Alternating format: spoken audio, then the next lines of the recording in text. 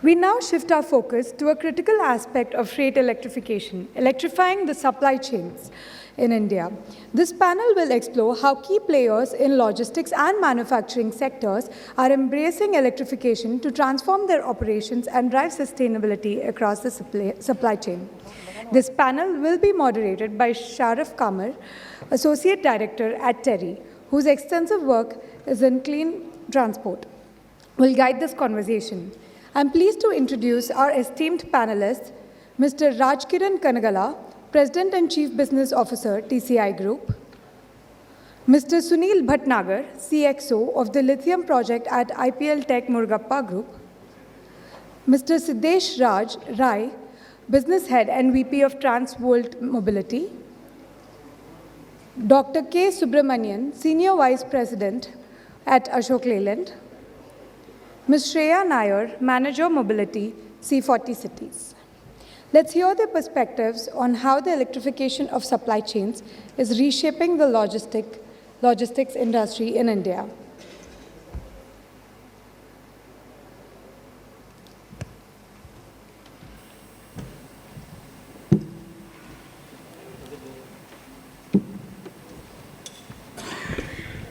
So I'd request the panelists to kindly join the seats, take the chairs, and also request. So what we are going to do is, I'm starting. So we are a bit late, but we'll try to catch up on time as well. So my name is Sharif. I'm leading the transport and urban governance team in TERI. We have been working a lot on the freight side, but as well as on the passenger side. And I'll request the panelists, just for the interest, and in the last panel discussion, I saw that there were no questions raised, but I would want the panelists to make certain comments which may be controversial to raise the questions from the audience, right? I'll start with what Karthik mentioned earlier. And very interestingly, he pitched the TCO and the numbers for the truckers and the supply side, supply chain players who would be looking at the numbers. So he talked about 25 lakh as the key number and the target audience. Now I did a back of the envelope calculation. 25 lakh to 30 lakh comes to around 273 to 300 kilometers per day. That's, coming from an industry, and that's also for the knowledge partners to look at. In this sector, what matters is money. And he also went on to say money and then endless money, if I'm not wrong. Continuous money. Right. So our objective for this session and the supply chain session that we are going to have is to bring, talk about the experiences on ground. We have a diverse set of panelists here who are working on ground and would like to hear from you as to what are the experience on ground. I'm not going to ask, anyway you will talk about the challenges, but that will come up. But how do you went ahead and overcame those challenges would be other point to look at. And what are the experience that you would suggest to other partners who are sitting on the fence to jump and pole vault into electric trucking segment. So I'll start with Siddesh and we'll follow this sequence thereafter. If you can talk about your experience, what you're doing, and what is it that you are looking at in terms of the eFast, as well as going forward, how do you plan your strategies on electric trucking?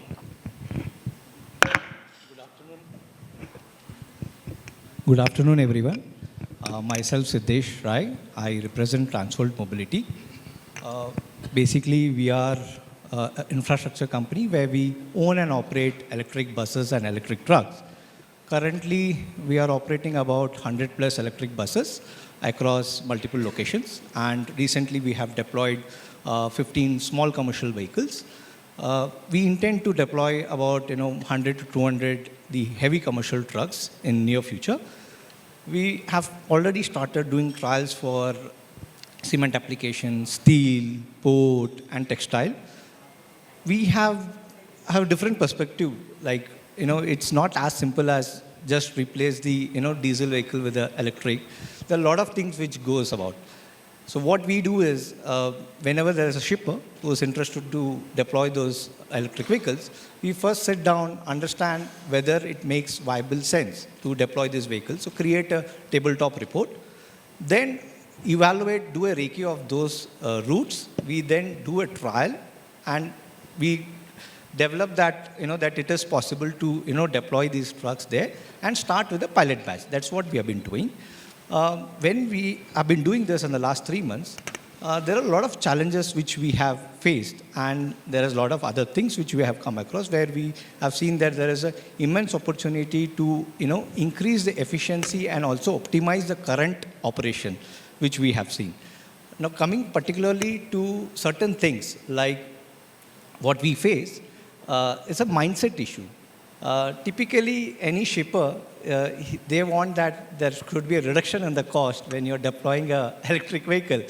But I think one should also understand that we are at a very early stage.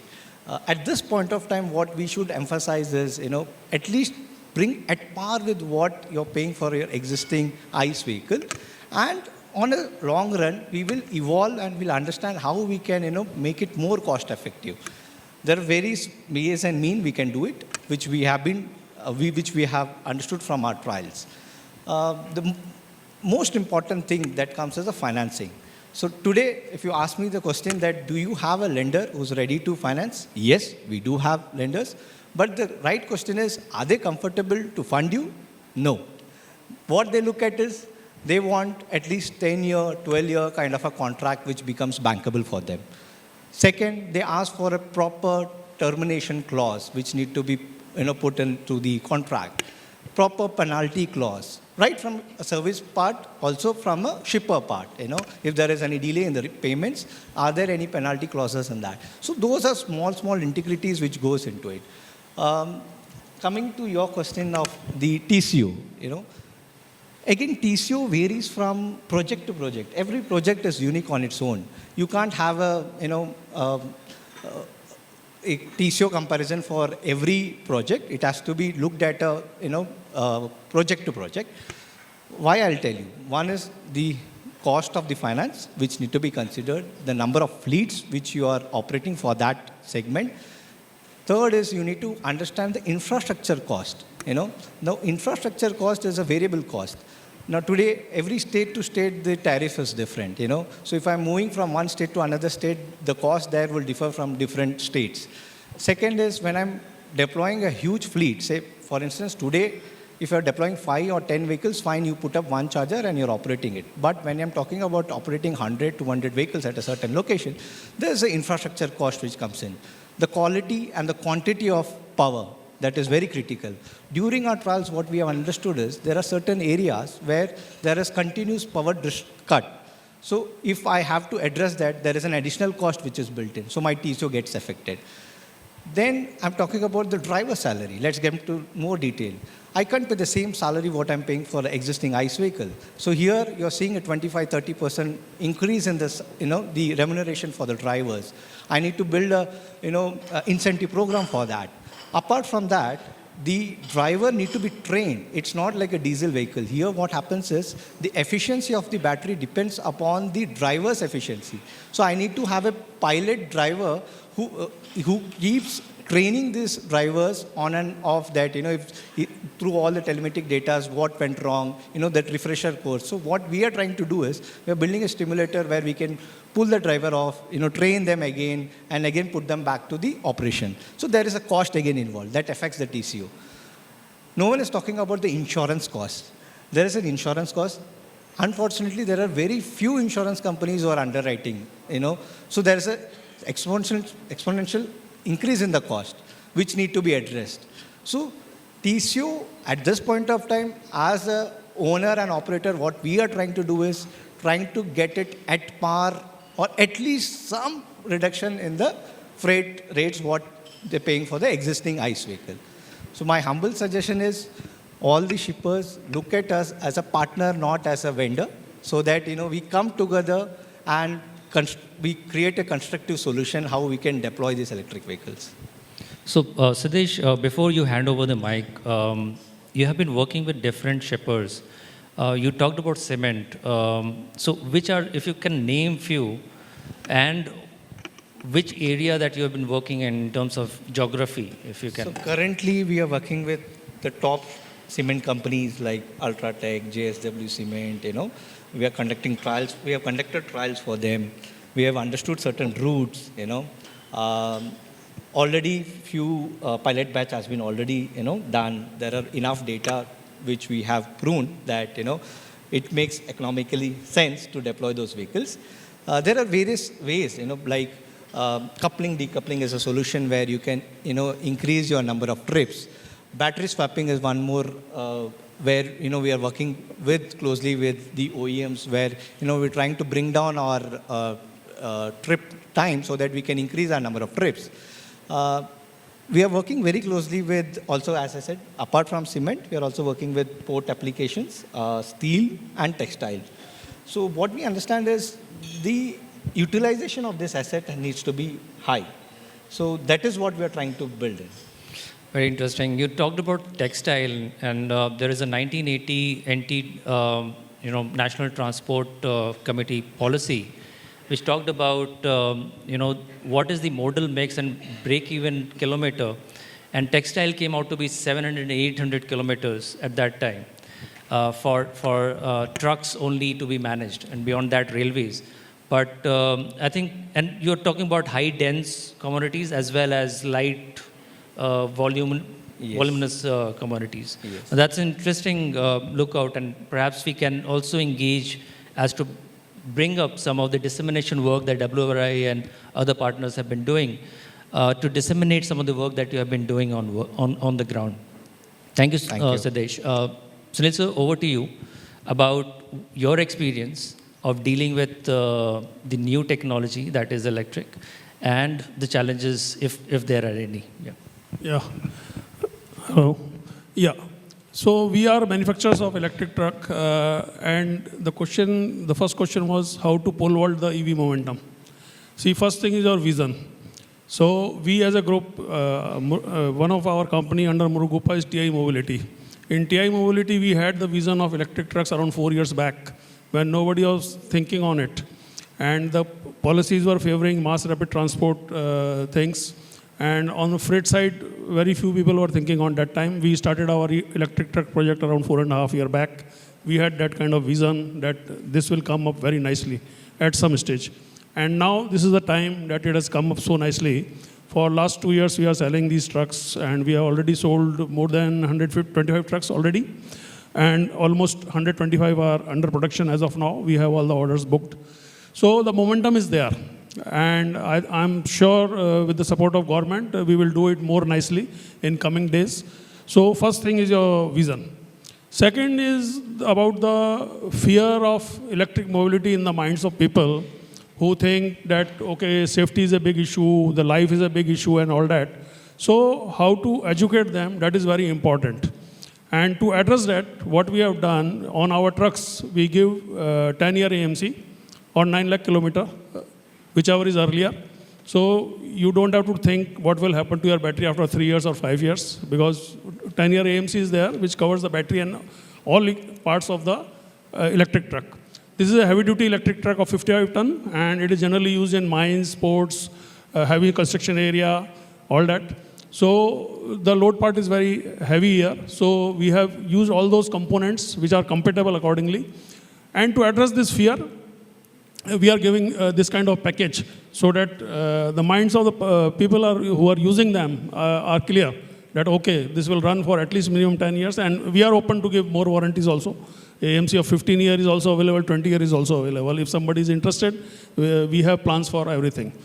This will make the financing also easy, because when the manufacturer is giving that kind of guarantees and warranties on his vehicle, and he is a party to it to maintain up till that tenure, then financing become very easy, because initial cost is very high.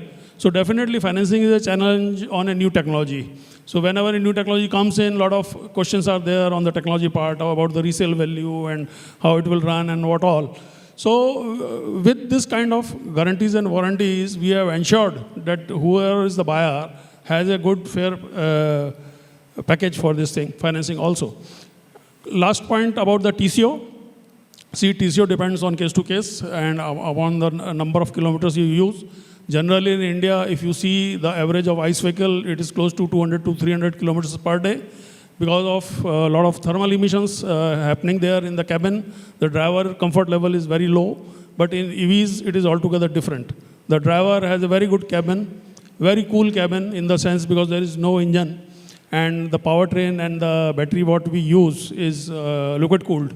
So there is no temperature or no emission of heat or something like that in the cabin. So he can drive more. Here the power is very easy because we use a 360 HP motor. In general in ICE you see around close to 250, 280, something like that. So here power is more, gradient is more, reliability is more, driving is very easy, all automatic gears and everything. So a lot of comfort is available when you go for EV. So don't just see the initial cost, see the running cost and the TCO. And the formula is that if you run more, your TCO is that fast, your payback is that fast. So try to run the electric vehicles more, use more, so that everything is in positive. Thank you. Just to prick your mind on you mentioned about an important cog in the wheel, which are the driver community. That kind of will make or break in terms of TCO, how best you can reach that levels of profitability. Are you also engaging with the driver community in terms of training, also helping the shippers in some way or the other? See, here the role of skilling is there. And when we talk of TCO, then it comprises of many things. It is not a one factor. There are many factors. So first thing is that a skilled driver and an unskilled driver, what is the difference I will tell you. A skilled driver, when he drives our truck, in one charge, we have a battery of 258 kilowatt hour in our truck.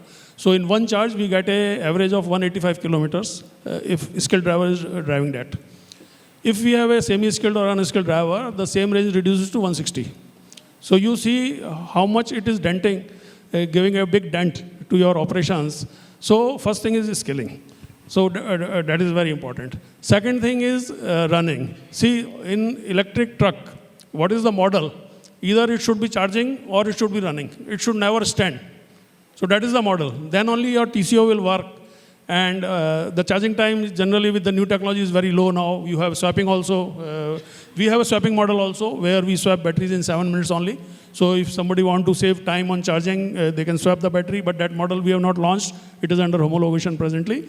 But the present charging rate is only 90 minutes. So you see, if the driver will stop somewhere definitely for lunch or dinner or tea or something like that, he can't drive 600 kilometers straight away. So in that time, you keep charging. And here in lithium batteries, what is the plus point? You have a PSOC. PSOC is a partial state of charge.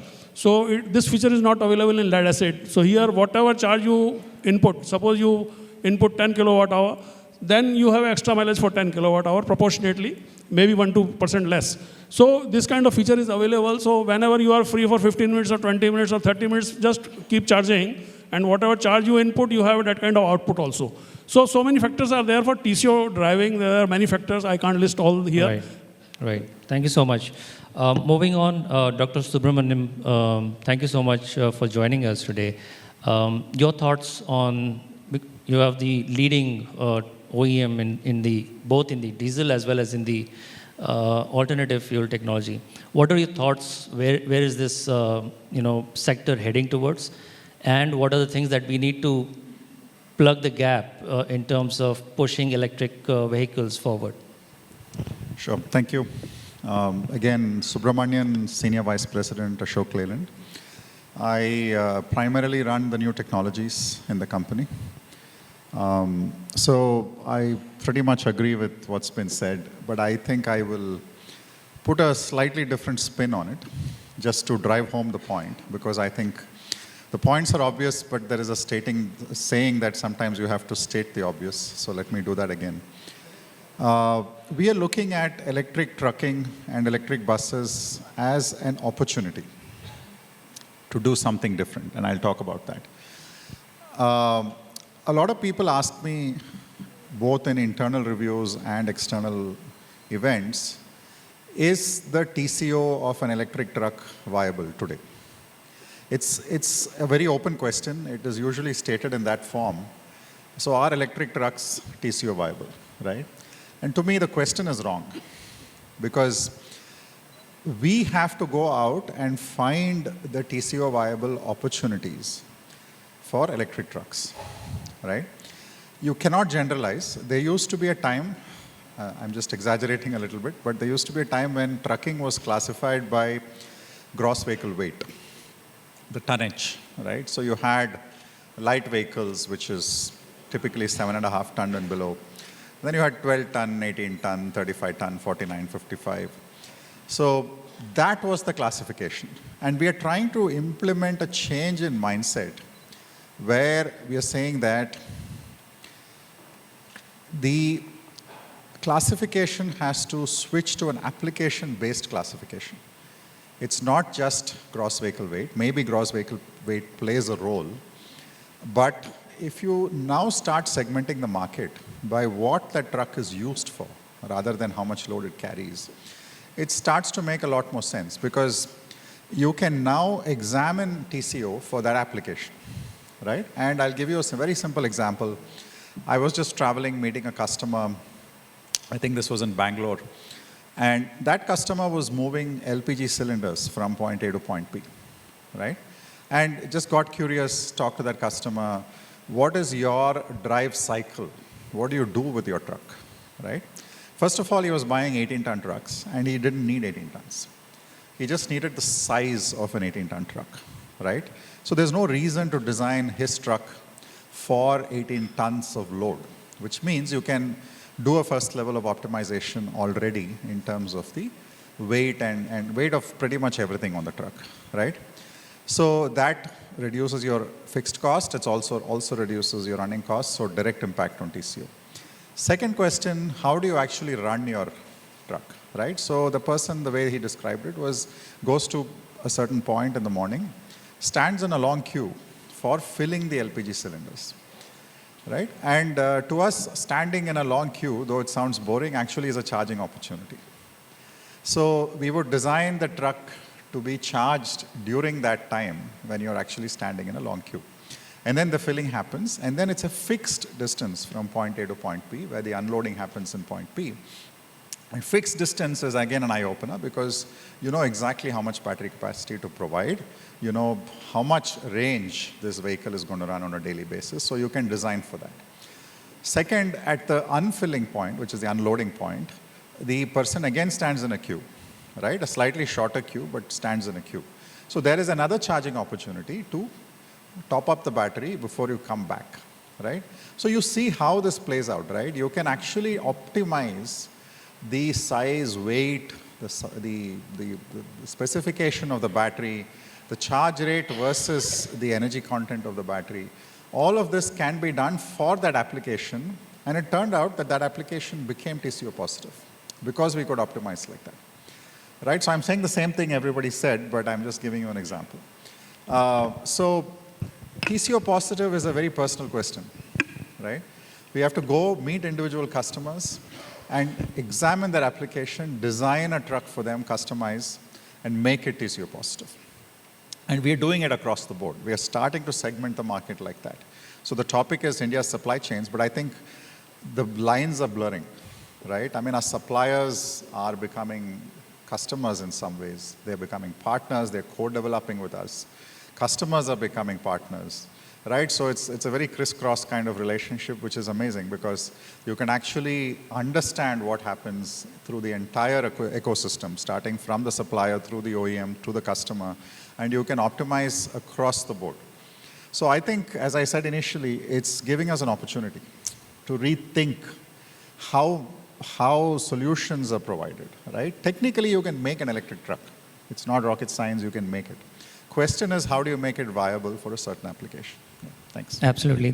Thanks so much. I think bringing in that experience from the ground and one size fit all kind of strategy will not work perhaps in this particular segment is well taken. And also we have been working in multiple other sectors, and all our knowledge partners have been working on the same. There are 17, 18 partners.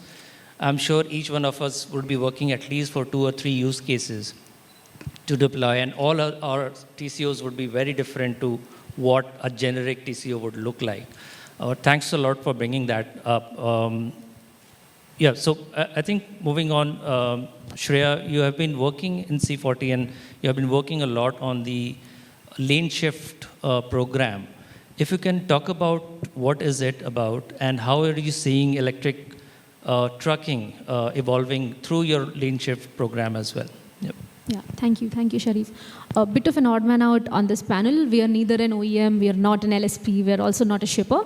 But the Lane Shift program, which is run by C40 cities, is a collaboration with the Climate Pledge. The Climate Pledge is a set of 450 signatories, that is your shippers, primarily shippers, who have come together with the main idea that they want to reduce their supply chain emissions in certain ways. So one of the ways that we have picked in India is the logistics emissions, and we are looking at BETs, that is battery electric trucks, as the main format that we can move forward.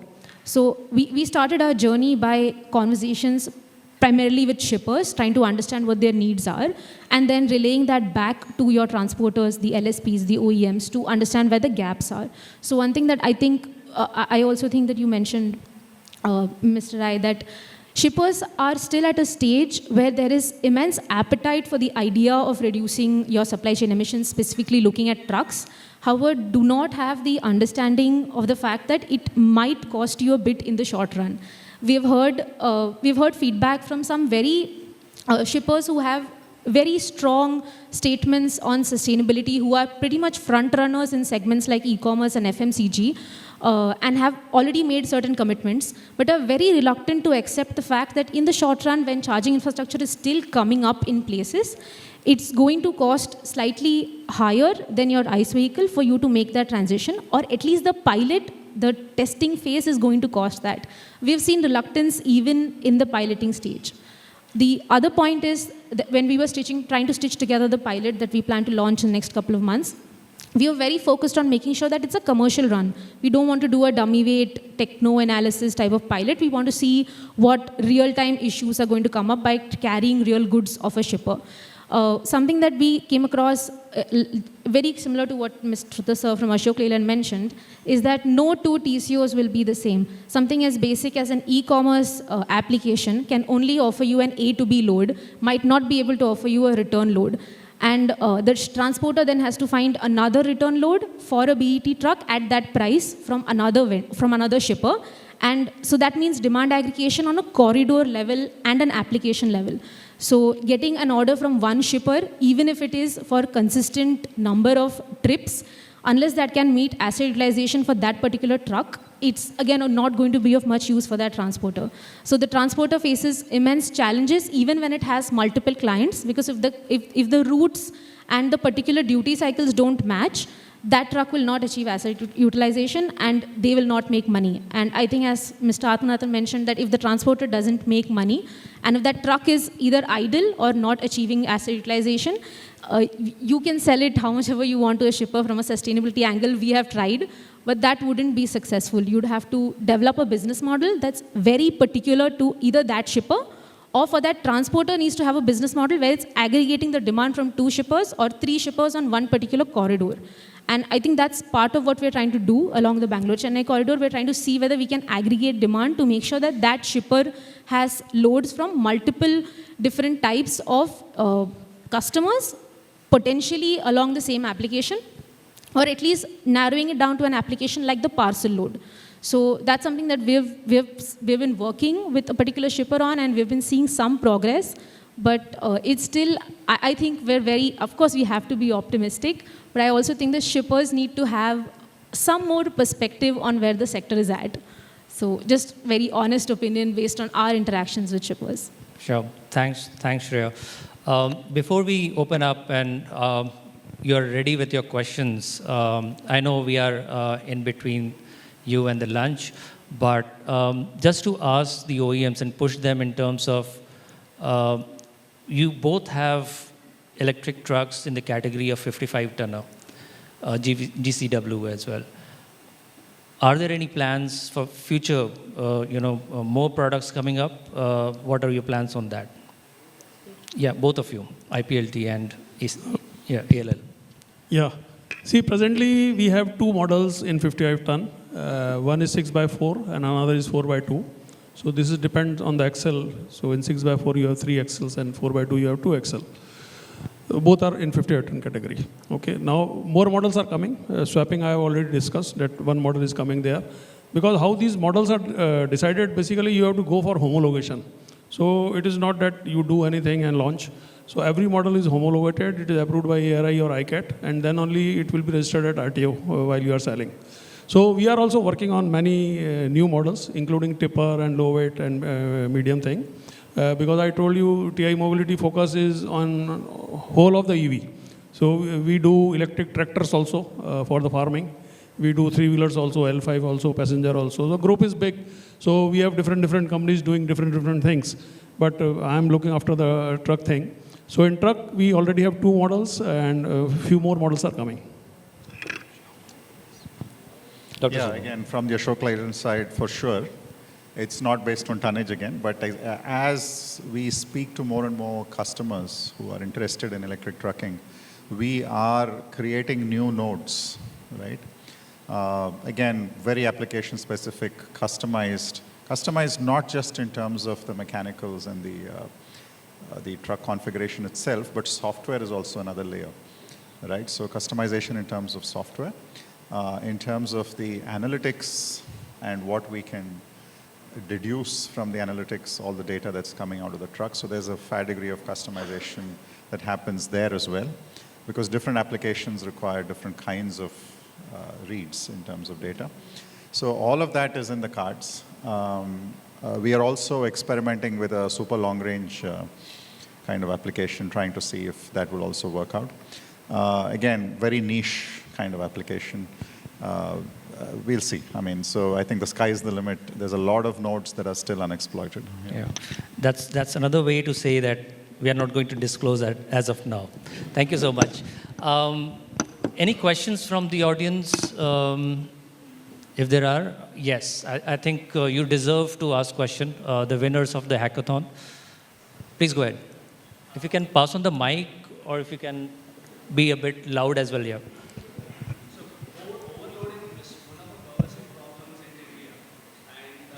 You have the mic on the right here. So overloading trucks is one of the pervasive problems in India, and this can directly undermine the TCO benefits because of the wear and tear issues over the time, and also understanding the range anxiety can also reduce the benefits for the drivers as well, right? So how do manufacturers and the policymakers would want to approach this so that overloading is an important problem? I would nudge Siddesh to answer, but any other panel members here? Yeah. See, overloading is definitely an issue in India, but now it is being addressed because how it is going now on the toll bridges, wherever you pay toll, the weigh scales are there. So those days are gone when the trucks were passing with overloading. A 10-ton truck is passing with a very high overload and all that. So we have weigh bridges at almost all the toll bridges where the weight is checked, and now we have complete automation. So when we have these e-challans and all the documents, so everything is declared there. But this problem still is there in the closed loop area like mines, because in mines there is no control, and that can happen. So that kind of thing is happening, but I think it is being addressed mostly for the highways. You want to add something? So I have a different perspective here. I'll just talk about our ground reality, what we have seen for one of the cement application, where between the two plants there is a clinker movement. The current operation, they are operating about 200 vehicles, okay, for a certain demand. When we understood, there was a lot of inefficiency, and there was scope where you can increase the number of trips, where we did the mathematics, and the number of vehicles required for the movement of those was 140 as compared to 200. So with less tonnage, we are able to turn around. So it's all about, again, case to case, you need to understand. So overloading shouldn't be a problem. With the regulated payload, we are able to get better TCO, but again, case to case. Thank you. I think customer-centric customization and working alongside the fleet operators is the key, as you mentioned. So thanks a lot. Thanks a lot for the question. It's really Sharif, important to have one more question. Sir. Supply chain is a challenging word for electric mobility, definitely. Is there a possibility of clarity of giving at least 10, 20, 30 years to electric mobility that we are able to supply the kind of ambitions which we are developing? If not, if it is practically, honestly not supporting that ambition, then do we need to also put it, expiry date to it and allow other fuels to come? Why I have asked this question is because anybody who is running diesel right now is still in a case of dilemma. Somebody who have to invest it, they are saying sometime you are saying hydrogen, sometime you are saying ethanol, sometime you are saying electric. So until and unless three of you fight together and win a race, I will remain on diesel. So I believe supply chain challenges is hurting the transition which electric mobility can definitely do, and this will only be possible if we will achieve that level of clarity. Is it possible or not? Yeah. See, there is a program by name PMP, that is Phased Manufacturing Program. It is already been implemented in two-wheelers and three-wheelers. For electric trucks, it is being coming up because a lot of expectations are there in FAME 3 that trucks will be covered. And government is coming with PMP schemes. So in PMP, what is happening, in phases, you are doing the Make in India concept and you are making things here. But reliability of some imports are still there. Like the critical component battery, the cells are not made in India. We started slightly late here in India on the EV front. So cells are still being imported, but government has come up with the ACC scheme of 18,200 crores, where the cell companies are coming and 5 to 6 plants are already coming. And most probably by December 25, we will have Make in India cells also. So in our company, what we have done, we have put up a 2.2 gigawatt hour battery assembly plant. So presently, we are doing our batteries in-house 100%, but cells is a constant, but other things like BMS, the wiring harness, the thermal thing, the metal body, and all is being done in India. So that kind of supply chain challenges are being addressed as the momentum is taking place in electric vehicles. So a lot of indigenization has happened. Like earlier in two-wheeler, three-wheeler also, the 1 kilowatt motor was imported from China. Now, no imports are happening. Everything is made in India. Similarly, the motor controller is now made in India. Mechanical, we are very good. Electrical, we are very good. Electronics, almost we are good. So only the deficient part is very high rating or high voltage components in motor or in battery. Those are being worked on. And I think mostly in coming 1 or 2 years, we will address whole the issue.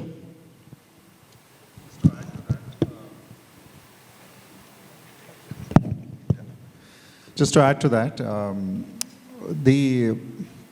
there is a little bit of a new twist on supply chains as we go to EV. Again, from the Ashok Leyland example, we are very proud that we make our own IC engines, right? So the diesel engines are made in-house, the design, the manufacturing, the testing. So, but then if the future is slowly moving away from IC engines, and of course IC engines will be here to stay for a while, but then at least even new development in IC engines is kind of tapering down, it's making us nervous, right? So as OEMs, we are trying to bring some of the key portions of the supply chain in-house.